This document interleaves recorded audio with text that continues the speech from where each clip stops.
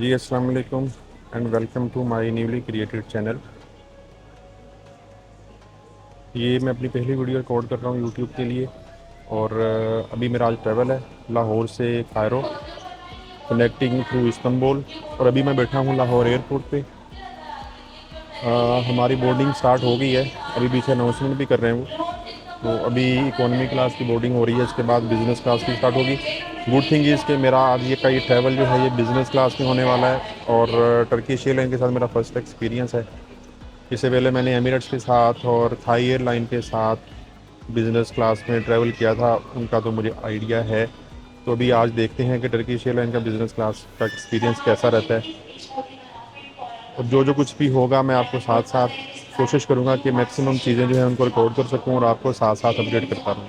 अच्छा, हमें वैसे अपनी चीज़ों पे और अपने एयरपोर्ट पे, अपनी मुल्क की चीज़ों पे, अपनी कंट्री की चीज़ों पे क्रिटिसाइज़ नहीं करना चाहिए, लेकिन एटलीस्ट पॉजिटिव क्रिटिसिज्म तो होना चाहिए ना।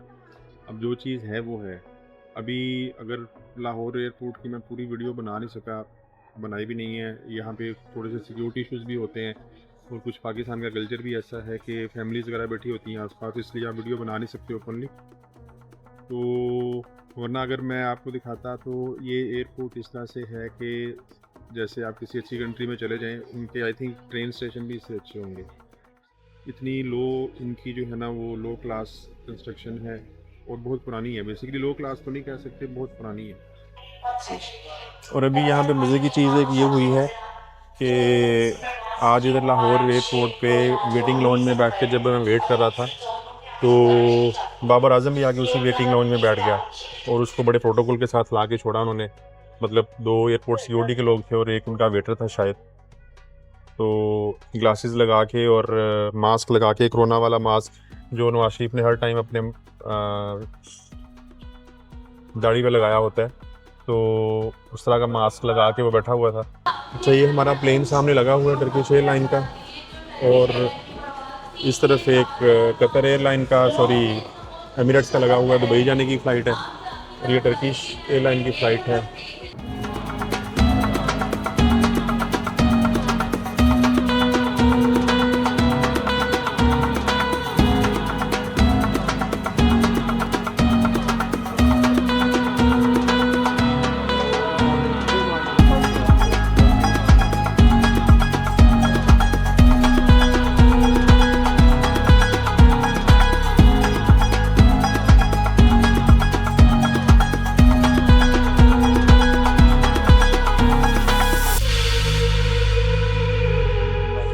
अच्छा जी, ये वो वाली तो बिज़नेस क्लास नहीं है जो हमने यूट्यूब पे देखी थी।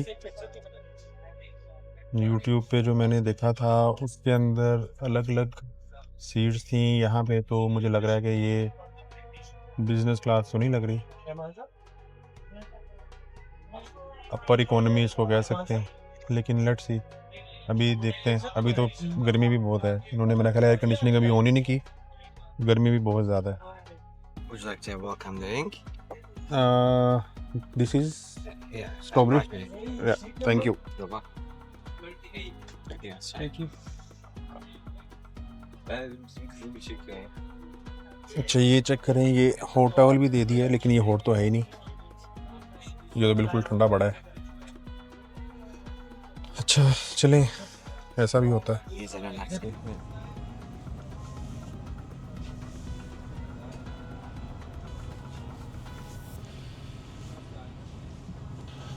तो जब भी ऐसे किसी एयरलाइन में जाते हैं तो उनके मेन्यू को देख के ना समझ में नहीं आता कि क्या लेना चाहिए क्या नहीं लेना चाहिए। तो जो समझ में आ गया वो बता देते हैं। ऑमलेट है, ऑरेंज जूस है, बाकी देखते हैं। अच्छा, मेन्यू बाद में देखते हैं, पहले ये जो पर्सनल किट इन्होंने दी है ये देखते हैं। ये मुझे अच्छी लग रही है, इसका बैग अच्छा है, अंदर क्या क्या है वो भी देख लेते हैं।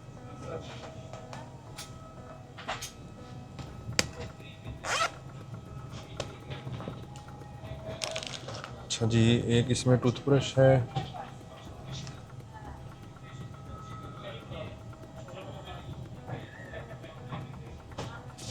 और एक ये लोशन है, बॉडी लोशन। 2 ईयरबड्स हैं,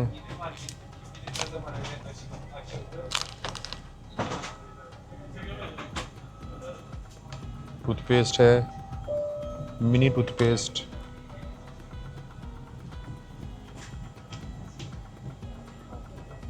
और ये लिप बाम है, और ये अगर आपने सोना है तो ये जो आज तक हमने कभी यूज़ ही नहीं किया।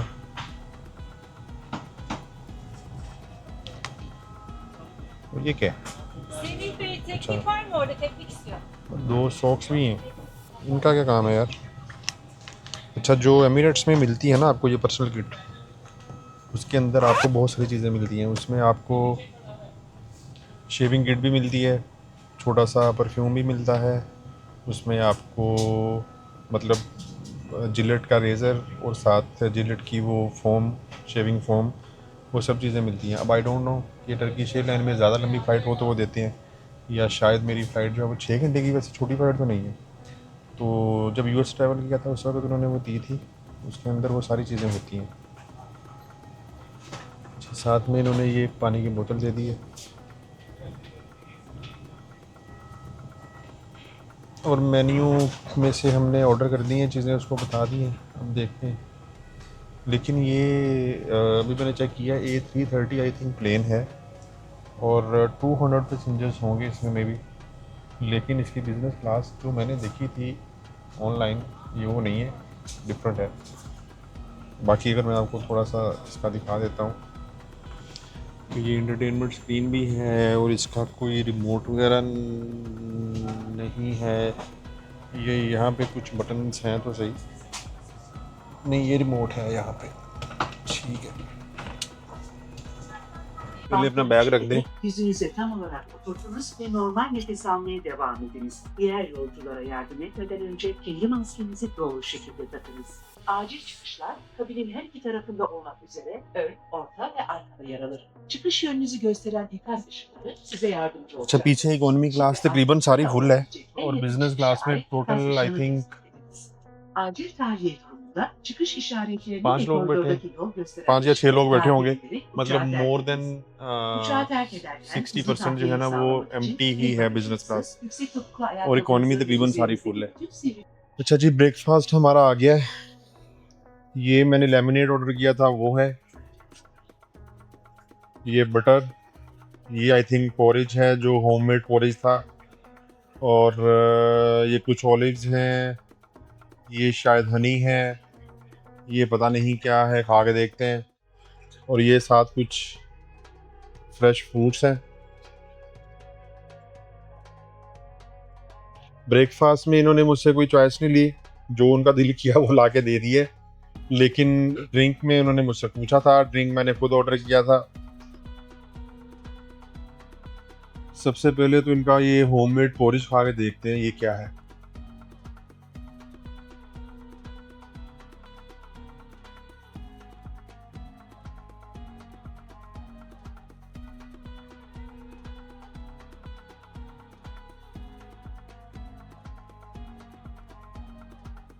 ये नहीं खाना, किसी काम का नहीं है।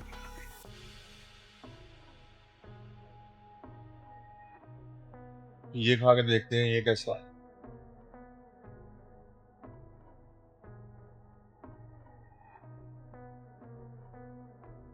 ठीक है, नॉट बैड।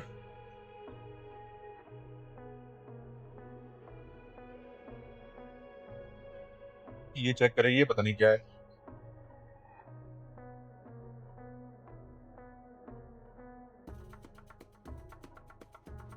लेकिन अच्छा है, जो भी है अच्छा है।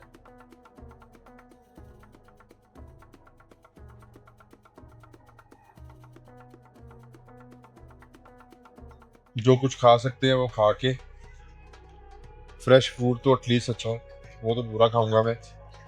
बाकी ये जो होममेड पोरिज है पता नहीं क्या है ये, इसके अलावा बाकी सब चीज़ें ठीक हैं।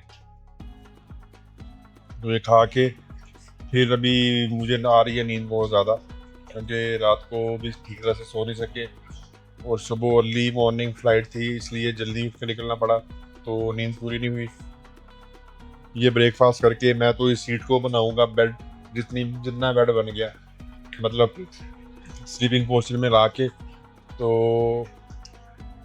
थोड़ी देर सो के आराम करते हैं, फिर उठ के देखते हैं। ये ना जी, हमने अपनी सीट को बना लिया है बेड।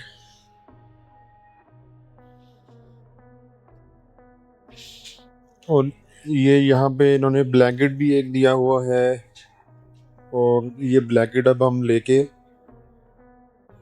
थोड़ी देर करेंगे आराम। सीट्स की अरेंजमेंट कैसे है, 2 सीट्स एक साइड पे, 2 सेंटर में और 2 राइट साइड पे।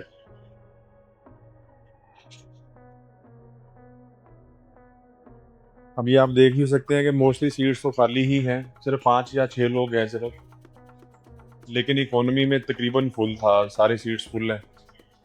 अच्छा, अभी मैं सो के उठा हूँ, कोई मेरा ख्याल है 3 घंटे सोया होऊंगा शायद, और अच्छी नींद आई है। यहाँ पे बिल्कुल इन्होंने विंडोज़ वगैरह बंद करके अंदर बिल्कुल अंधेरा कर दिया था, जस्ट लाइक कि आप जैसे रात के टाइम ट्रैवल कर रहे हैं, लेकिन हालांकि बाइक बहुत तेज़ धूप है अभी। अच्छा, अभी जो उसके बाद उन्होंने मुझसे मेन कोर्स का पूछा था। मेन कोर्स मेन्यू में 3-4 ऑप्शंस हैं, लेकिन चूँकि मैं ट्रैवलिंग के दौरान कम ही खाता हूँ और खाना भी कम ही चाहिए, इसलिए मैंने मेन कोर्स में कुछ भी नहीं लिया, और वैसे भी मुझे नींद आ रही थी, तो इसलिए मैं जल्दी सो गया फिर। अच्छा, ब्रेकफास्ट तो हमने कर दिया स्किप, जो मेन कोर्स था, लेकिन एक फिर स्नैक्स की ऑप्शन है, तो मैंने स्नैक्स में से अभी ये चिकन समोसा और फ्रेश सैलेड मंगवाया है, fruit salad, fresh fruit salad. अभी आपको दिखाता हूँ।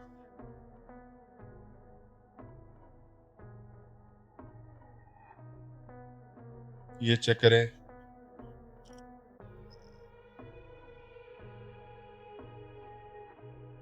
ये खा के देखते हैं चिकन समोसा। अच्छा, वेज समोसा भी है ऑप्शन में, और आपके पास चिकन समोसा भी है, तो मैंने ये चिकन समोसा मंगवाया था।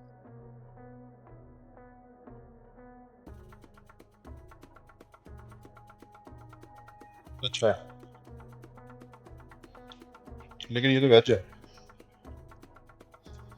जी। तो स्नैक्स मैंने खा लिए, समोसे मैंने 3-4 लिए, और फ्रूट्स थे वो खा लिए। अच्छा, मैंने अभी सो के उठ के ये स्क्रीन ऑन करके चेक किया है कि क्या क्या इन्फॉर्मेशन है, तो जस्ट लाइक एमिरेट्स, यहाँ पे इनकी उसके ऊपर भी काफ़ी इंफॉर्मेटिव स्क्रीन है। मूवीज़ के ऑप्शन भी है, गेम्स के ऑप्शन भी है, तो भी मैं आपको दिखाता हूँ।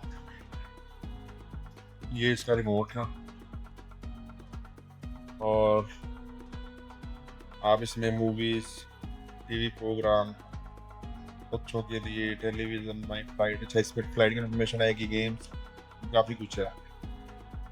माई फ्लाइट में आप मैप भी देख सकते हैं और कैमरा भी देख सकते हैं। लाइव कैमरा अगर आपने देखना है तो इसको मैं मॉनिटर के ऊपर करता हूँ, यस, तो ये सामने आपको लाइव कैमरा नजर आएगा। फ्लाइट की प्रॉपर पूरी इन्फॉर्मेशन भी इसमें आएगी आपको, एग्जैक्ट आपकी लोकेशन क्या है, आउटसाइड टेम्परेचर -97। अभी थोड़ी देर पहले हम 11,000 मीटर की हाइट पे थे। अब इसने डिसेंडिंग स्टार्ट कर दी है। अभी अनाउंसमेंट भी हो गई है, और 15-20 मिनट में मेरा ख्याल है हम लोग लैंडिंग की तरफ जा रहे हैं। इसके बाद वहाँ पे 2-3 घंटे का स्टे है, और फिर यहाँ से कायरो की फ़्लाइट मुझे देनी है। आई थिंक तो स्टे 2-3 घंटे का स्टे इतना ही होता है कि आपने जस्ट प्लेन चेंज करना है। अभी हमारी हाइट एकदम से कम हुई है, तो इसकी वजह से मेरी तो गानी बंद हो गई। खैर एनीवे, अच्छा, साथ साथ मैं आपको अपडेट करता जाऊँ कि मेरा ये जो ट्रैवल है, this is going to be my official visit. वहाँ पे हमारे कुछ और कोलीग्स भी आ रहे हैं, दोस्त कोलीग्स इंडिया से, उनके साथ हमारी मुलाकात होगी। फिर मेरे बॉस हैं वहाँ पे इजिप्ट में, मेरे कोलीग्स हैं वहाँ पे इजिप्ट में, मेरे टीममेट्स।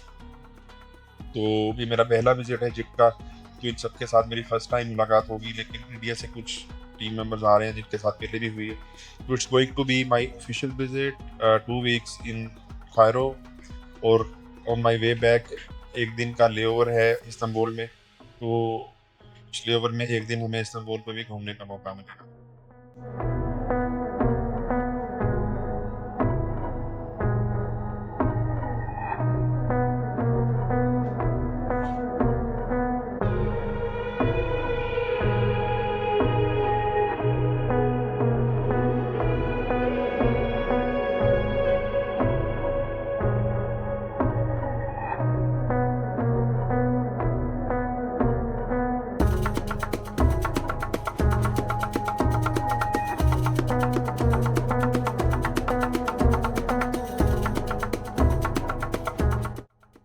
आजकल आपने भी सुना होगा कि यूरोप में, ये फ्रांस में, यूके में हीट वेव आई हुई है और आई थिंक 40+ टेम्परेचर है।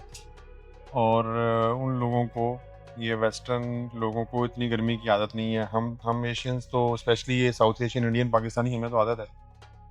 तो लेकिन अभी यहाँ मैं टर्की में लैंड किया है और आते साथ ही मुझे रियलाइज़ हुआ कि वाकई हीट वेव आई हुई है, क्योंकि अच्छी खासी गर्मी लग रही है यहाँ पे। अच्छा, ये वाला प्लेन जब वहाँ लाहौर में खड़ा था तो वहाँ पे भी इसमें अच्छी खासी गर्मी थी, और जब ये हाइट पे था तो फिर ठीक था। मतलब एसी इसका जो है बहुत ज़्यादा कूलिंग नहीं थी या गर्मी भी नहीं थी, मॉडरेट था। वैसे जनरली आमतौर पे इस साइड पे जाके टेम्परेचर अच्छा खासा डाउन होता है प्लेन के अंदर। और अभी हमने आके लैंड किया है इस्तांबुल में, और ये चेक करें कि मुझे एकदम से फिर इतनी गर्मी हो गई है। अब पता नहीं इसकी एयर कंडीशनिंग ऑन नहीं है, मुझे लग रहा है कि इसकी तो एसी के वेंट्स ही, मुझे कहीं से हवा भी नहीं लग रही है, एसी के वेंट्स भी नहीं है, पता नहीं। तो खैर एनीवे, अब तो इसकी फ़्लाइट तो हमारी पूरी हो गई है जी। Welcome in Istanbul. अभी इस्तांबुल एयरपोर्ट पे थोड़ा देखना पड़ेगा कि नेक्स्ट फ़्लाइट कहाँ पे है। इमिग्रेशन तो नहीं करवानी हमने, लेकिन ये है कि गेट कौन सा है, टर्मिनल कौन सा है, ढूंढना पड़ेगा। लेकिन इस्तांबुल एयरपोर्ट पे लैंडिंग करने के बाद आपको अच्छी वाइब भी आ रही है और लग रहा है कि आप वाकई यूरोप में आ गए। मतलब टोटली 360 के एंगल से जो है ना, वो सब कुछ चेंज हो गया यहाँ पे आने के बाद एकदम से। मतलब जिस तरह से दुबई में होता है ना, कनेक्टिंग फ्लाइट्स होती हैं, आपको हर नेशन के, हर एरिया के लोग नज़र आ रहे होते हैं, यहाँ में भी ऐसे ही है। चाइनीज़, यूरोपियन, एशियन, अफ्रीकन सब फिर रहे हैं। अच्छा, यहाँ से सिक्योरिटी क्लियरेंस तो हो गई है, लेकिन एक मज़े की चीज़ ये है कि मैं 10 मिनट से खड़ा अपनी फ़्लाइट देख रहा हूँ कि मेरी फ़्लाइट कौन से गेट पे आएगी। लेकिन ये सब लोग देखें, ये सब लोग अपनी अपनी फ़्लाइट ढूंढ रहे हैं। लेकिन मज़े की चीज़ ये है कि मेरी फ़्लाइट अभी यहाँ पे आई ही नहीं है, क्योंकि मेरी फ़्लाइट है 6 बजे, 6:30 बजे। अभी 2:15 हो रहे हैं, तो तकरीबन 4 घंटे हैं। आई थिंक शायद इसलिए इतनी जल्दी नहीं आएगी। थोड़ी देर के बाद देख लेंगे। अभी थोड़ी देर देखते हैं, एयरपोर्ट घूमते हैं इनका, और फिर दोबारा आके देख लेंगे, क्योंकि ये फ़्लाइट अनाउंसमेंट वाले जो हैं स्क्रीन से तो पूरे एयरपोर्ट पे लगी होती हैं काफ़ी जगहों पे। अच्छा, ये भी मैंने नोटिस किया कि यहाँ से connecting flights almost all over the world जा रही हैं, क्या अफ्रीका में और क्या एशिया में, क्या यूएस, साउथ अमेरिका। मतलब जस्ट लाइक दुबई, जैसे दुबई से आपकी कनेक्टिंग फ़्लाइट्स होती हैं ना, तो ये इस्तांबुल इज़ ऑल्सो एक कनेक्टिंग एयरपोर्ट। यहाँ से भी कनेक्टिंग फ़्लाइट्स बहुत ज़्यादा हैं, तो वो उसी हिसाब से एयरपोर्ट भी फिर काफ़ी बड़ा होगा। चलिए देखते हैं। ये आंटी अपना चूहा टोकी, पता नहीं इसको क्या नाम है, मुझे इसका नाम नहीं पता, इस तरह का भी नाम है, वो लेके जा रही है कहीं पे। अच्छा, इनकी कुत्तों का भी पासपोर्ट ही बनता होगा मेरे ख्याल में। ये आपको दिखाता हूँ।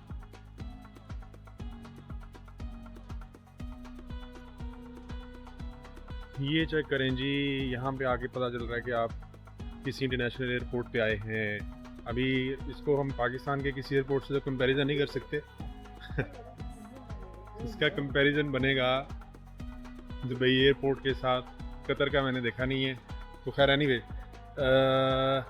This is one of the biggest airport in Europe and in fact all over the world, जिसमें कनेक्टिंग फ़्लाइट्स काफ़ी ज़्यादा होती हैं। और अगर मैं आपको दिखाऊं, एक यहाँ पे देखें, जैसा इंफ्रास्ट्रक्चर चाइनीज़ एयरपोर्ट का हम देखते हैं, उस तरह का ही लग रहा है ये भी, थोड़ा मिलता जुलता, मतलब अच्छा है। जिस तरह से आपको कनेक्टिंग फ़्लाइट्स यहाँ से बहुत ज़्यादा जाती हैं, तो उसके अकॉर्डिंगली ये इस तरह का एयरपोर्ट होना तो बनता है।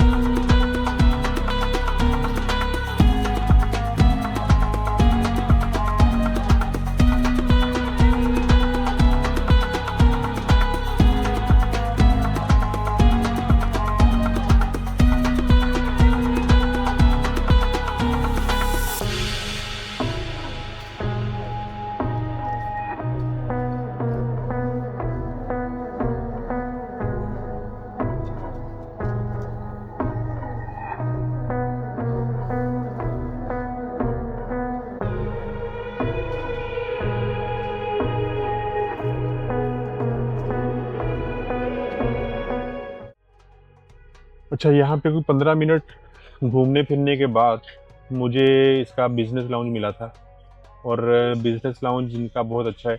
मैंने जिस तरह का एक्सपेक्ट कर रहा था या जिस तरह का एक आपने माइंड में इमेज बनाया होता है, उससे मिलता जुलता ही है। मैंने दुबई का एयरपोर्ट का बिज़नेस लाउंज भी देखा था, वो भी अच्छा है। थाईलैंड का भी अच्छा था। अब अगेन पाकिस्तान को तो छोड़ ही दें, लाहौर का। तो वो जहाँ पे हम वेट कर रहे थे, टोटल मेरा ख्याल है कि 60-70 सीट्स पड़ी होंगी वहाँ पे, और फूड आइटम्स में वहाँ पे सिर्फ कुछ बेकरी आइटम्स पड़ी थी, और आई थिंक सैंडविचेस वगैरह थे, और बस चाय या कॉफ़ी, नथिंग एल्स। खैर, यहाँ पे बहुत ज़्यादा ऑप्शन है आपके पास खाने के लिए। अगर आप टर्किश बिजनेस क्लास में ट्रैवल कर रहे हैं तो you have access to this lounge. आप यहाँ पे वेट कर सकते हैं, यहाँ पे आप अपना सामान रखवा सकते हैं, यहाँ पे आपके पास लॉकर रूम भी हैं, और यहाँ पे आप रूम भी ले सकते हैं। अगर आपकी फ़्लाइट में कनेक्टिंग वेट ज़्यादा है तो आप यहाँ पे रूम भी ले सकते हैं। लेकिन खैर, मेरा तो 3-4 घंटे का स्टे था, 3-4 घंटे का लेओवर है अभी जाते हुए, तो इसलिए मैं तो यहाँ पे वेट कर लूँगा। अभी थोड़ी देर में जाता हूँ, मैं भी कुछ खाने के लिए हल्का फुल्का ले आता हूँ। बाहर बैठ के आप खा सकते हैं, प्लेन में बैठ के खाना फ़्लाइट के दौरान वो बड़ा मुश्किल लगता है, और दिल भी नहीं कर रहा होता खाने को, तो थोड़ा बहुत खाने के लिए मैं कुछ लेके आता हूँ। अब जैसे दुबई कतर एयरपोर्ट मैंने देखा नहीं है, दुबई एयरपोर्ट पे उनके आई थिंक 3 टर्मिनल्स हैं शायद, तो लेकिन यहाँ पे इस्तांबुल की एक इंटरेस्टिंग चीज़ ये भी है कि इनका एयरपोर्ट एक ही है, टर्मिनल एक ही है, लेकिन वो एक ही टर्मिनल इतना बड़ा है और उसको इस तरह से डिज़ाइन किया है इन्होंने कि इस एक टर्मिनल से ही ये सारी फ़्लाइट्स जो हैं उनको मैनेज करते हैं। आई थिंक 100+ बोर्डिंग गेट्स हैं यहाँ पे, जहाँ से सारी फ़्लाइट्स को मैनेज किया जाता है। तो हमें यहाँ पे वेट करते हुए तकरीबन 1 घंटा हो गया है, और इस्तांबुल एयरपोर्ट के बारे में मैं कुछ चीज़ें देख रहा था, मैंने सोचा कि आपको भी शेयर कर लूँ। इस्तांबुल एयरपोर्ट जो है ये दुनिया का मतलब टॉप 10 एयरपोर्ट्स में आता है, मतलब टॉप 10 एयरपोर्ट्स में इसका शुमार होता है, और यूरोप के टॉप 3 एयरपोर्ट्स में इसका नंबर है। अब इस्तांबुल एयरपोर्ट को इतनी इंपॉर्टेंस क्यों मिलती है? क्योंकि इसकी लोकेशन की वजह से। इस्तांबुल जो है ये एशिया और यूरोप का गेटवे है, तो यहाँ से बहुत सारे यूरोपियंस जो हैं वो कनेक्टिंग फ़्लाइट्स लेते हैं इस्तांबुल से, और यही रीज़न है कि Istanbul is I think second busiest airport in Europe after Heathrow, London. और एक तो इसकी ये रीज़न है, और दूसरा टर्किश एयरलाइन का नेटवर्क काफ़ी बड़ा है, उनके पास एयरप्लेन काफ़ी ज़्यादा हैं, और कनेक्टिंग फ़्लाइट्स काफ़ी ज़्यादा हैं यहाँ से। लेकिन आप ये देखें कि टर्की जैसा कंट्री जो है वो इतनी इम्पोर्टेंस ले सकता है अगर एविएशन इंडस्ट्री में, तो पाकिस्तान की लोकेशन भी इतनी बुरी नहीं है। पाकिस्तान कनेक्ट कर सकता है ईस्ट एशियन कंट्रीज़ को यूरोप के साथ, मिडल ईस्ट के साथ, लेकिन हमारा अलमिया ये है कि हमारी जो PIA है वो करप्शन की नज़र हो गई, और खैर कनेक्टिंग तो क्या करना था PIA में। मुझे नहीं लगता कि जो पाकिस्तान के अपने लोकल लोग भी हैं वो भी ट्रैवल करना प्रेफर करते हैं। मोस्टली लोग ये एमिरेट्स में या कतर में ही ट्रैवल करते हैं, या दूसरी एयरलाइन में ट्रैवल करते हैं, और PIA की तो डायरेक्ट फ़्लाइट्स भी बहुत कम रह गई हैं। तो खैर ये एक सैड थिंग टू से, लेकिन हमारे पास पोटेंशियल है काफ़ी ज़्यादा, पाकिस्तान के पास पोटेंशियल है। हमारी लोकेशन भी इस तरह की है कि हम अगर चाहें तो ये बिज़नेस कैप्चर कर सकते हैं, लेकिन हमारी प्रायोरिटीज़ वो नहीं है। अच्छा, बहुत सारी चीज़ें होने का एक नुकसान ये होता है कि आपको समझ नहीं लगती कि आप लें क्या। अब यहाँ पे सैलड इतनी तरह का पड़ा है और बाकी चीज़ें इतनी ज़्यादा पड़ी हैं कि बंदा कंफ्यूज हो जाता है कि क्या खाना चाहिए, क्या लेना चाहिए। तो मैंने सोचा है कि थोड़ा सा सैलड ही ट्राई कर लेते हैं। और यहाँ पे कुछ ऑलिव्स पड़े हैं, कुछ ऑलिव्स भी लेके चेक करते हैं।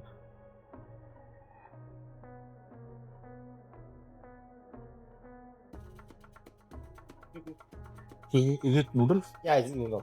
Yeah, can I try some?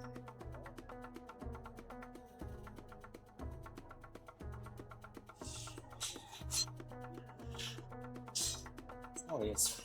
Thank you. Can I have black coffee? Black coffee.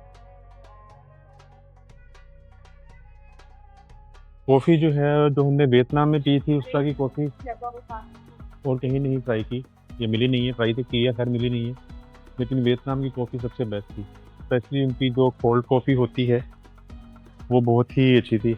मैंने काफ़ी कोशिश की पाकिस्तान में उस तरह की कॉफ़ी बनाऊँ, वियतनाम से मंगवाई, दुबई से भी मंगवाई, लेकिन उस तरह की चीज़ आप घर पे नहीं बना सकते, जो चीज़ आपको वहाँ से मिलती है लोकली। ले जी, ये हमारा लंच आ गया है। कोशिश मेरी ये होगी कि जो लंच करना है वो यहीं से कर लूँ। फ्लाइट के दौरान कुछ ना ही खाया जाए तो अच्छा है। शन की कॉफ़ी चेक करके देखता हूँ।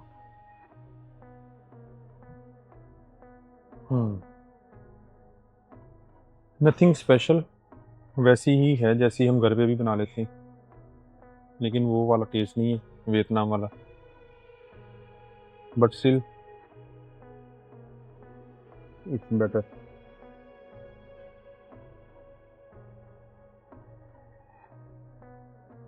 इनमें से किसी एक भी इंग्रेडिएंट का मुझे आइडिया नहीं है सोया ऑलिव के कि उसमें क्या क्या डाला हुआ है, लेकिन टेस्ट अच्छा है।